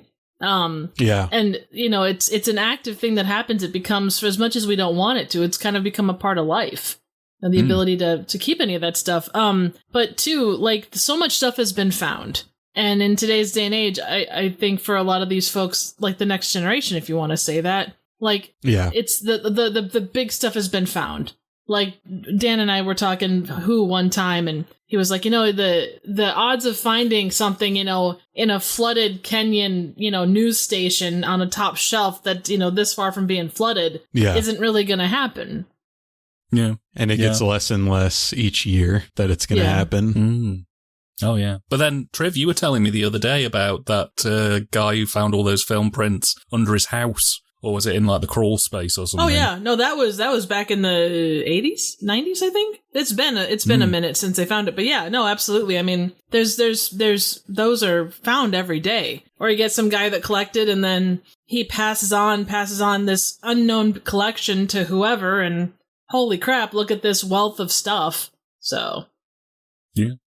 Check your crawl spaces, people. London After Midnight is in there somewhere. Oh, man. That would be so cool. As one of my favourite DJs, Steve Wright, used to say, it's a small world, but I wouldn't want to paint it. And with that, let's just talk about Splotsch. Ordnung, Muss, Sein. Splotsch, or as I translated it into English, Splotsch. Yes. So this one is from 1994, directed by Uli Fleischer. That's about all the info there is on this one. It exists. I did do a little bit of digging and I found Uli's IMDb. It seems like he predominantly edits live performances now and works in special effects and makeup. Other than that, I couldn't really find anything. The last film that him and Marcus Metzler, who was a co-writer for this, did was a film called Bloodbound in 2009. Which you can look forward to being covered on Dan's channel next year. It's next year every year over here. I think that's for all of us. Yep. So this film actually opens with a silent short called Anton besucht seine Freundin, which translates to Anton visits his girlfriend. It's about 5 minutes long. Basically, we see a guy get dressed up for a date and walk to his girlfriend's house, and they eat cake. It Baffling. felt really Perfect. Oh, you know what? But I love where it pops in later, and it's very like a silent film, you know, kind of just sweet and very kind of innocent. It was cute, and then you compare that to what comes next, and it's and they do pay that off later on. So yeah, I was wondering, like, was this just like one of their assignments at film school that they tacked on? Was it, you know, we're just learning how to set up shots? So my guess, if I was gonna guess anything, is obviously the SOV industry, air quotes industry, back in the day was predominantly tape trading. So people would make their own films and then go to conventions and either, you know, make copies for people or trade tapes with people or whatever. And my guess would be that if you didn't know that that was a bit of a fake out and that it was going to go into the actual film, that you would have received a copy of this on a blank VHS tape with no pre-context as to what it was actually about. And when the credits rolled, you would have thought, somebody sold me a lemon here. Why is there just a 5-minute video of somebody eating cake and then the tape ends? Whereas obviously then you wait until past those credits on the tape, because this is, you know, before the days of scene selection or DVD menus or all that kind of jazz. And then the actual film starts. So I think it was almost a kind of way for them to kind of play with audience expectations up front, because like I say, you trade this random tape, you put it in, you're watching somebody eat cake, you go, when are the zombies turning up? When are they going to kill people? And then the credits roll, and you're like, shit, have I just paid £20 for a tape of two people going on a date and eating cake? And then the actual film starts and they go, oh, right, okay, they nearly got me there. They nearly got me there. I'll sit now for the rest of this. I don't know, given how cheeky I got, and I don't know if you guys felt the same, but I got strong Flying Circus vibes off of this. And it kind of, being how cheeky the actual movie is, it kind of feels like it was on purpose just to kind of, I guess Dan kind of said it, fake you out, but just to give you like, oh, this is going to be a really nice, happy thing. And then there's blood and guts and someone shitting his own intestines, you know? Yeah. About 5 minutes into the actual film, I just wrote down, oh, right, so this is a Sam Raimi, Peter Jackson, Monty Python collaboration. Okay, that's fine. I can deal with that. Because after that initial short, we get to the feature film, Splotsch. It opens on an exterior shot of an industrial-looking building. It's the Safety Gao Corporation. A group of scientists rush into a boardroom and are met by an executive type. He says, the situation is very dramatic. Our institute is in danger, the world as well. And one thing I forgot to mention is that in the case of both of these films, they had not been translated into English prior to me doing it. So that probably is a good reason why they both have so few views on Letterboxd, although it's not like that was the thing holding them back from being in the top 100. But yeah, so anything wonky with the translation, that's on Whisper AI. But in the case of this one, you know, there's varying results I've found. You can follow both of these, well, Splotsch you can follow perfectly well. Zyklus was a little bit more difficult, but I think that's a function of the way it was shot and edited. Right. Honestly, I don't know if the audio in Zeitgeist takes away from or adds to anything really. Like, it does give some context, but by and large, the visuals are kind of what, you know, kind of tell the story too. So, not well. I think that's probably... But yeah, and I think that's probably a good way to sort of split these two films into their own sort of respective silos, in the sense of they are both very visual films, but one is using their visuals for aesthetic purposes and very little else, and the other is using it to actually progress the story. Like, if you took all of the dialogue out of Splotsch, you could pretty much follow Splotsch. It's not like you'd suddenly be lost, because it very much follows the principles of silent cinema, where a lot of the storytelling is visual. It's very much sort of like, well, it's visual comedy, basically, for the vast majority of the runtime. Yeah. Which the other film, I think you would maybe lose a little bit in translation if there wasn't somebody there to explain what you were actually watching. But Yeah, definitely. So this executive type, he pops a videotape into a VCR to brief the scientists on the situation. It's a news report filmed by the Safety Gal Corporation in which a reporter attempts to refute claims that the runoff from the Safety Gal Corporation has been contaminating the nearby lake sensor. To prove his stance, he wades in the water and tests it. As he emerges from the lake, he notices that the flesh on his legs has been eaten off and the broadcast ends. It is a subtle thing. It's hard to tell when your legs are no longer there. Yeah. Hey, you know what? The same thing happens if you go for a paddle at Coney Island, so... You're probably not wrong. Absolutely. Just more hypodermic needles. Or Blackpool if you're in the UK. They always say don't go in the sea, your legs will dissolve.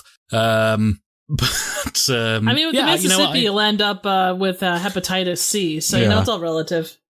Yeah. And I think one of the things I enjoyed about this film up to this point so far is that, like Triv rightly said, the Python influences in full force right off the gate. Like, all the scientists have very clearly fake beards on. Yeah. The film opens with them all fighting each other basically to find a right seat to sit in. And then shortly after that video with the newscaster plays, the executive says to them, right, what should we do? And after about 30 seconds of kind of twiddling their thumbs and kind of looking out the window and stuff, they go, we should do what scientists always do. Nothing. And then a tannoy announcement says that there's a new mouse experiment going on. They all fight each other to get out the room to go and watch the mouse experiment, which again is very, very cheeky. And that's one of the things that really endeared me to this film. And it's the vibe that carries on through the whole thing, is it's just got this very self-aware silliness to it, which I found very charming, honestly. Yeah, I would agree. We get an intertitle that reads, coincidentally, at Lake Sensor, and we are introduced to our three main characters, Nico, Karsten, and Sven. Do they work for the Safety Gal Corporation, or do they work for a different company?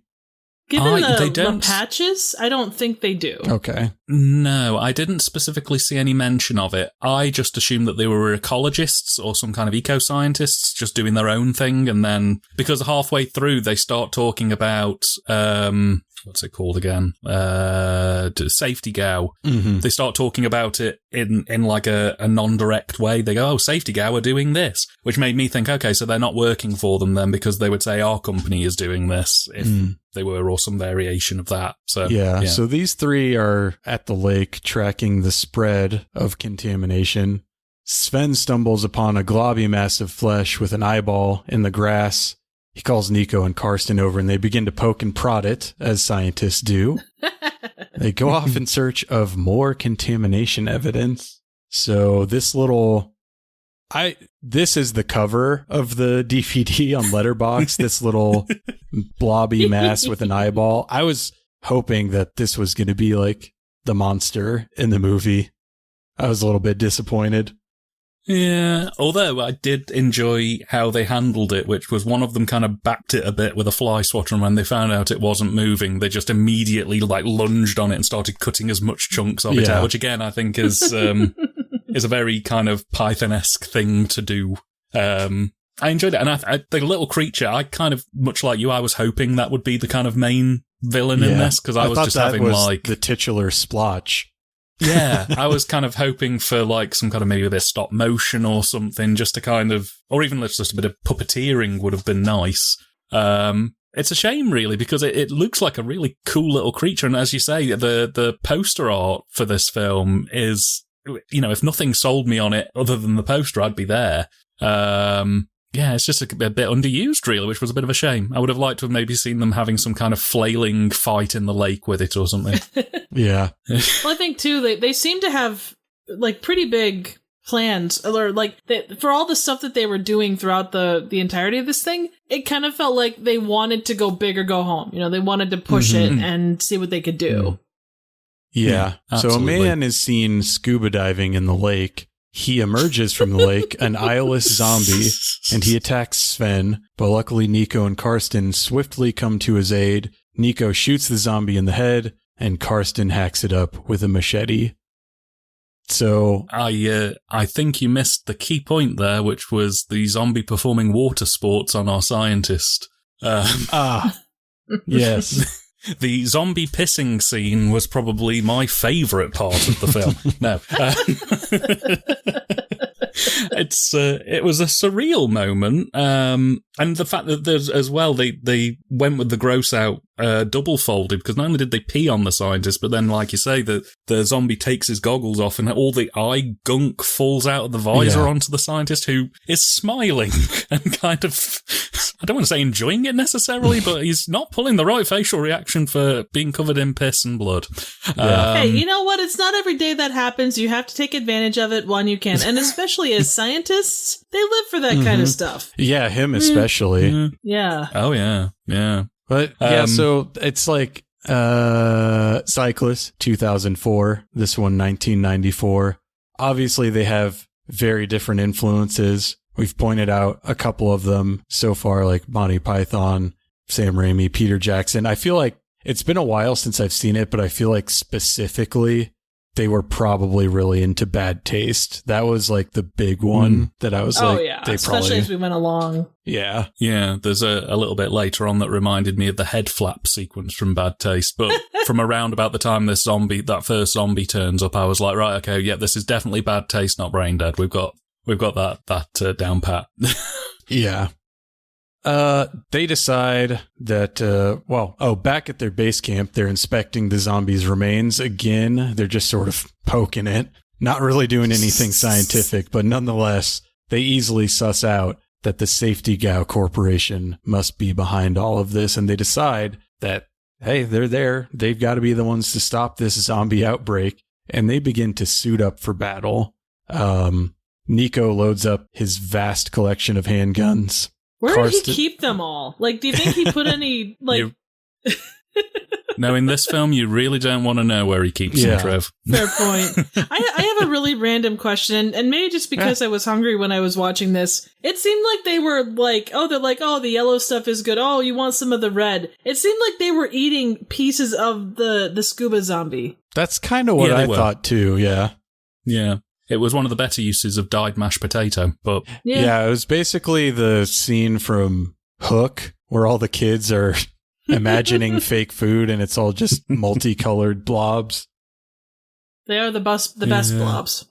Yeah, so Nico has a lot of handguns, Karsten assembles some sort of radioactive super soaker, and Sven equips his mutation sensing device, and they all set off to fight some zombies. Nico and Sven are the first to encounter a zombie. Nico shoots it in the chest. We get some on-screen text that reads, "This mutant leaves behind a wife and 3 kids." His dramatic acting was on par with Shakespeare. And a comedy masterclass in that sequence alone, from the moment where they do the close-up of him looking at the radar and it pulls back and the zombie's looking at the radar alongside them, just sort of scratching his head, through to the point where when they do shoot him and he hits the floor and that caption comes up, "leaves behind a wife and 3 kids," when he eventually stops moving, the caption goes, and then he comes back to life again for more sort of dramatic dying, and the caption comes back up again. Several times. I think it's quite done. Yeah. Which was a nice touch. I thought, again, it was very, very well handled. And that kind of humor comes back several times throughout this too. Absolutely. Yeah. In fact, I think the only bugbear that I kind of had with this film from that perspective, if there was anything really to say, was it kind of felt like the first half of the film was setting up this story about Secure Gao and what they were doing with dumping nuclear waste into the water and all that kind of stuff.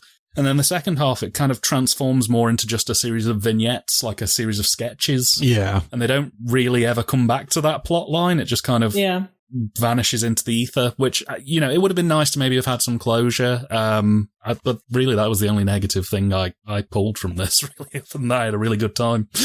Well, I mean, the Safety Gao people are still looking at the mouse experiment to this day. Mm-hmm. They're still fucking with that mouse. Yes. Not literally, just figuratively. Philosophically. Well, yeah, I mean, if one of the main touch points for them is Peter Jackson, it is kind of like, that is sort of what, like, Dead Alive, Brain Dead is. It's like a series of vignettes. Like, wouldn't it be funny if there was a dinner and this mother started deteriorating? Or wouldn't it be funny if there's, like, a zombie baby and he's taking it to the park? And then, of course, in the case of that film, like, it does culminate in a big fight, which they try to do in this one. But yeah, I see what you're saying about that. Yeah, no, absolutely. And the thing is, I mean, I know if they're taking the Python influence in even more, one of the more famous things that Python would do, especially with their films, is they just wouldn't end the film. Like Holy Grail, for example, spoilers if you haven't seen Holy Grail, by the way, to anybody out there. But Holy Grail ends with the police turning up and just arresting them all in the middle of a fight scene. Like, there's no resolution. Whatever quest they started, it just stops. So, you know, from that perspective, I kind of get it. But I think where I kind of had a bit more reservation about it was they don't really lead you into that in the same way that the Pythons do. Like, the Pythons kind of set up that anything can really happen, whereas this starts off as a very linear story and then kind of, like I say, just sort of drifts off its moorings into them just doing whatever they want to do, which again is fine if it's just some friends goofing around. And again, that was what made me think, oh, maybe this was more of a technical demo thing than an actual planned movie to begin with. But yeah, it was just one of those where I thought, oh, it would have been nice to maybe, I don't know, just seen, say, even if the last shot was just the safety gal company bursting into flames or something because the mouse exploded during the experiment or something. It at least ended it kind of closing things off a little bit. Yeah. Meanwhile, Karsten is patrolling by the lake with his super soaker. When he happens upon a zombie, he attempts to shoot it with his soaker, but the stream is too weak. He tries a machete, but the mutant very easily disarms him. And after Karsten shoots the zombie with a handgun and cuts the mutant's head halfway off, the zombie just scampers back into the woods. Which again reminded me very much of the Black Knight sequence in Holy Grail where, you know, even with his head cut off, he kind of whops it back on, stands up, starts going again, gets hit again, and then finally runs off once his head's off. It's a nice surreal comedy tone to this thing, and the horror. Yeah, I think what I enjoyed most about this over the other film is that it is more traditional in terms of linear storytelling. It's not trying to overcomplicate it. The gore is there more for the amusement of the audience rather than a look what we can do kind of thing, which the other film was a bit more leaning towards. Yeah. I don't know that this one is more traditional. I think that it follows, like, I guess, yeah, it does. It follows a linear route, but it is all over the board as far as, like, the Looney Tunes-esque way that it approaches things. Yeah. It's more whimsical. Yeah, very much. Nico and Sven encounter another zombie on a hiking trail. Nico shoots it in the head and puts a grenade in the zombie's head wound. That's 2 zombies down. See, now they keep referring to them as mutants. Is that a translation thing, or is that... No, because in German, yes, they were saying the word mutant. I think I just kept writing zombies. Oh, no, I did too. Because it's like me too. Potato, you know? Yeah. If it walks like a zombie and eats like a zombie, it's a zombie. Yeah. No, it's a rage virus. It's totally different. It's not a zombie in any way, even though it does everything zombies do. Well, don't get me started about shanties and maddies. You'll have the whole monster club coming down here if you're not careful. Yeah. That's for sure. Karsten encounters another zombie in the woods. The zombie rips off Karsten's arm. He shoots the zombie, which causes it to shit out its intestines. And the 2 things I love about that, not only is it the fact that they did that, it's the fact that they draw it out and it just keeps going. it goes to that bit where it's like it starts off and it's funny and then it kind of stops being funny for a bit and then it becomes hilarious because it's going on for so long. Yeah, and it's the classic thing of, like, sometimes the most effective effect is just going down to the butcher shop and spending $5 on some intestines and offal. Yes. Oh, yeah. It kind of gave me the Italian giallo City of the Dead, I think. Where, like, City of the Living Dead. Yeah, City of the Living Dead, where, like, the chick is sitting there and, you know, her lungs come out and then her heart comes out and then her liver comes out and intestines and more intestines and more intestines and... Yeah. Yeah, absolutely. Absolutely. We cut to a couple sitting on a bench in the woods discussing their plans to go on a date and see Mozart later that evening. when an overzealous Nico pops out of the trees and murders them. And there's a short montage of Nico shooting people that really don't look mutated. And it's about this time that Sven realizes his sensor must be broken, but not before Nico approaches a woman with a baby carriage and unloads. So now, I assumed that the couple in this was the couple from, the short before it. Yeah, that was what I thought. Interesting. I didn't tie that together, but that makes sense. This is probably my favorite bit of the movie, of him just this guy that's hilarious.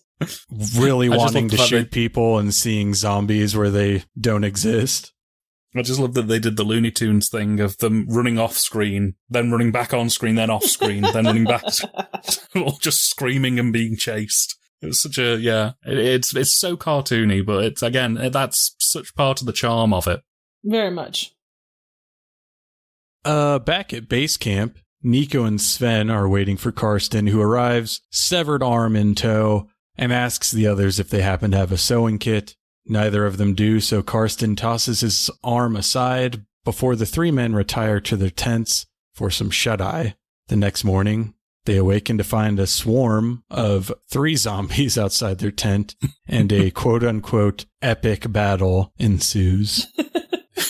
It felt like the hooligans from one of the Shaun of the Dead or Edgar Wright movies. Yeah, like no, absolutely. Types. And I quite enjoy. It's nice to just see people seemingly just having fun within a sequence. Like, it doesn't technically look the best thing in the world ever, but the fact that they are clearly just having fun doing what they're doing with that finale was very nice to watch. Yeah, we get a lot of, I will say that they did a very good job of peppering in effects shots throughout this one, because this one's, 42 minutes long, so it's twice as long as Zyklus. They do a good job of peppering them throughout, but then they do get to do this at the end, the low budget equivalent of this is our big climax, and there are still more and varied effects to be seen in this last couple of minutes, which I really appreciated. Absolutely. I think one of my favourite effects in the whole film is in this final moment, and it's where one of the scientists goes to kick one of the zombies and his foot goes clean through him, and then he's kind of just stuck hopping and flailing at the zombie whilst he's trying to get his foot out of the hole. So Peter cool. Jackson. Very much. Yeah, absolutely. I liked, so we didn't really talk about it, but I guess each of these 3 scientists have their archetype running jokes, like Nico's a gun nut, super violent. He likes to smoke cigarettes. Karsten is the one that gets a new, horribly fatal battle wound in each encounter, but he somehow survives. And Sven is always testing things, he's real science-y. So anytime they encounter zombies, he pulls out a test tube and wants to take a sample. I think my favorite thing from this scene was, I want to say it's Nico punches through the head of one of the zombies, and while his fist is on the other side of the zombie's head, Sven hands him a test tube. He pulls his arm through the zombie's head and then hands the test tube back to Sven. I was trying to figure out what was going on there with that. I couldn't for sure tell. It's yeah, it was a good one. It's a nice touch. It's a creative way to tackle the genre, and I know that it's very much entrenched in kind of Raimi, Jackson era-esque stuff, but it's still a nice play on that. Yeah, it's homage. It's not copying. Yeah, and yeah. Karsten loses part of his scalp, staples it back on. Yeah. Moves on with his day. Fantastic. Yeah. Fantastic. Even before the battle starts, Sven comes out of the tent, sees the zombies, goes back in, and then comes back out. I love how they had the zombies just kind of one of them was sitting down, the other 2 were just waiting patiently.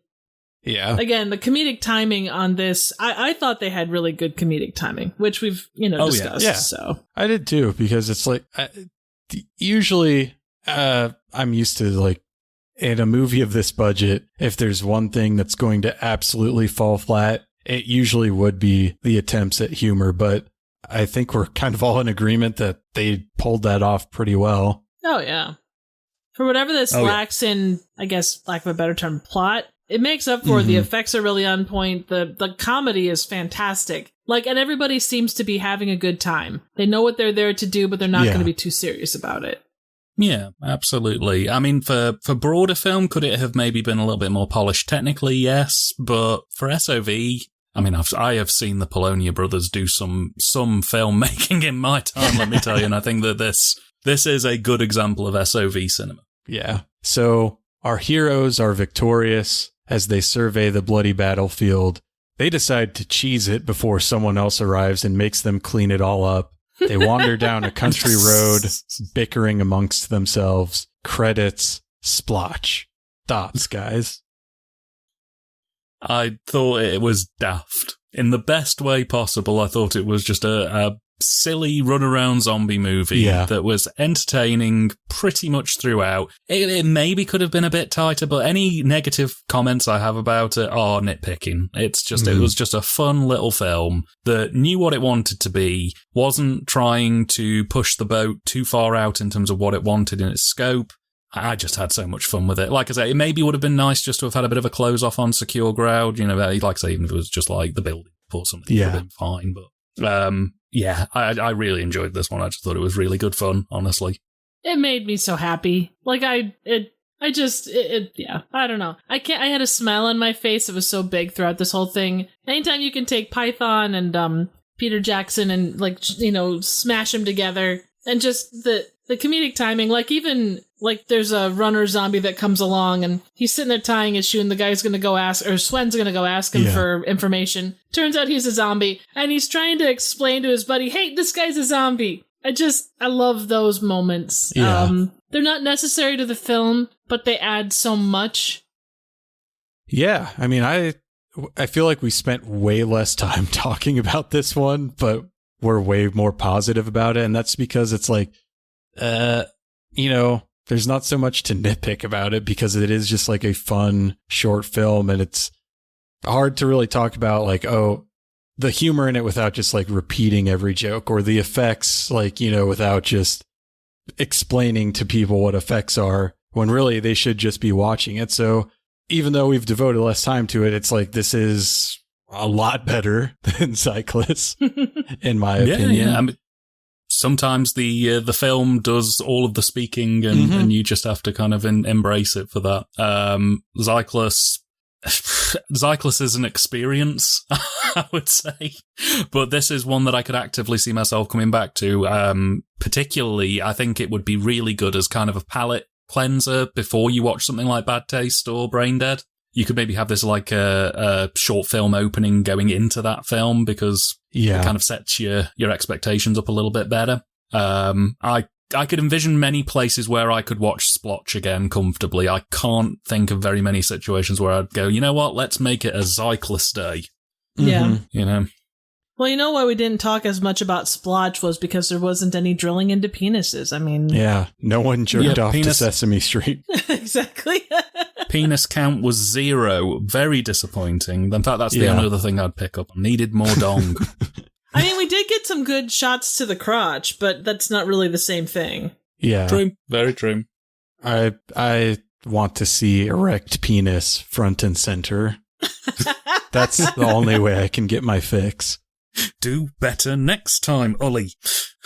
But yeah, so one thing I do every October is for the 30th and the 31st, I will edit together like 4-hour blocks that consist of Halloween themed commercials, a couple movies, and some shorts thrown in the mix. I think this, like, that's the perfect context for something like this.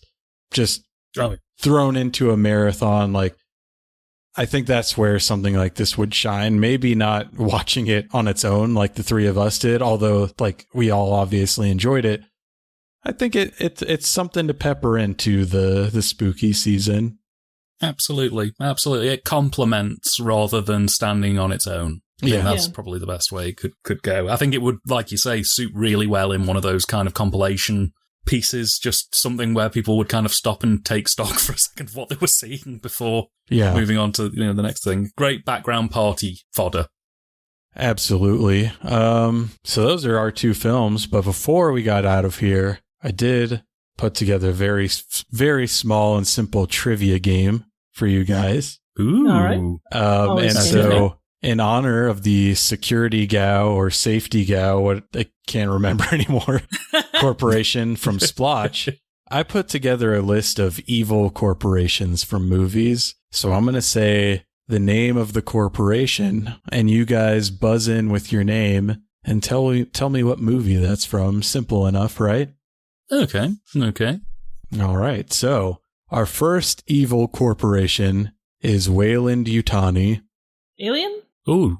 That's correct. But I remind you, you must buzz in with your name. How do I buzz in? Just with your name. Dan, just say Triv. Dan, Alien. Okay, sorry. Oh, Dan did it. He wins.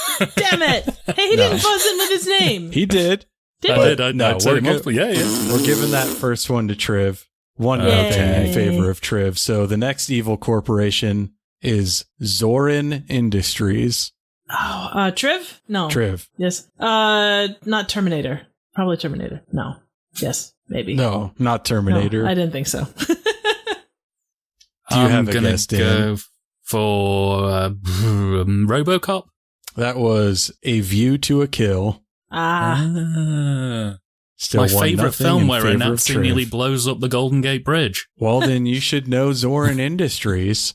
Got See, away now from me. I feel like I should be well, I don't know how good I'm going to be at this, but I do trivia weekly. Go figure, right? And occasionally they'll do like logos of evil of movie corporations, not specifically evil. So if I have like the logos in front of me, I'm pretty good. But offhanded names, we'll have to see how I do. So still 1-0 in favor of Triv. The third evil corporation is Omni Consumer Products. Oh, Dan, that's RoboCop. Dan, yes, that is RoboCop. All tied up 1-1. Yeah. Our next evil corporation is VirtueCon. I should know this. Nick or Triv, is it Total Recall? I'm sorry. That is incorrect. Do you have a guess, Dan? I'm just gonna throw it out. I don't know, but I'll say Lawnmower Man.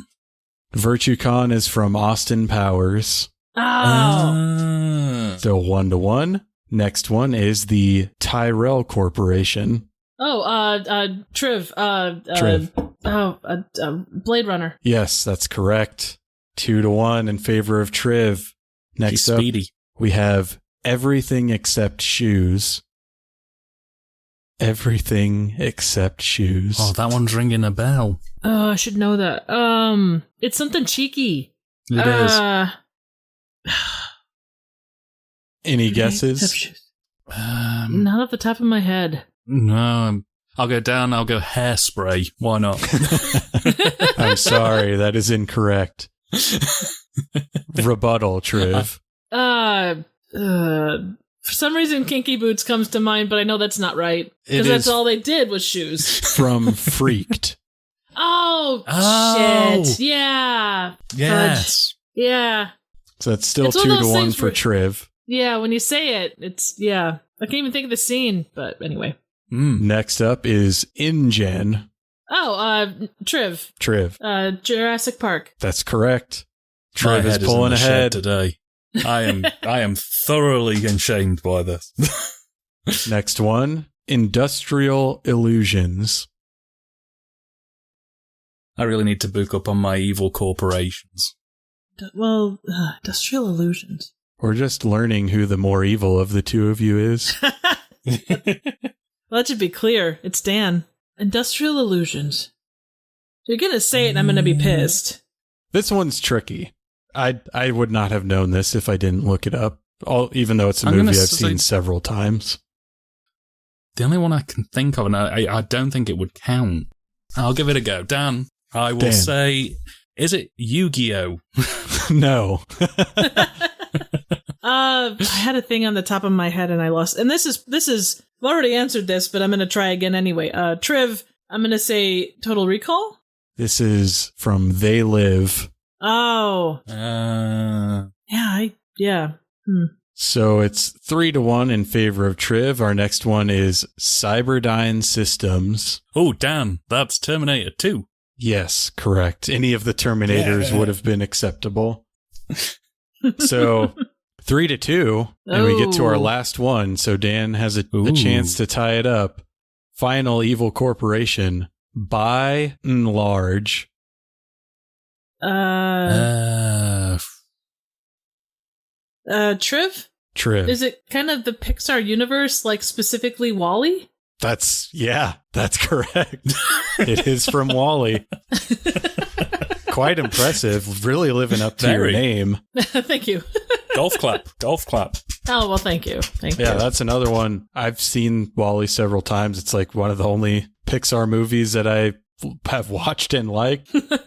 I still would not have known that if I hadn't looked it up. But I think it shows up in a lot of, it's kind of like Dino Co. It shows up in a lot of the background stuff. That's kind of an across the board, because there's so many across the boards when you're talking Pixar stuff. But yeah, well, at least we confirmed that Triv is the most evil. Yes.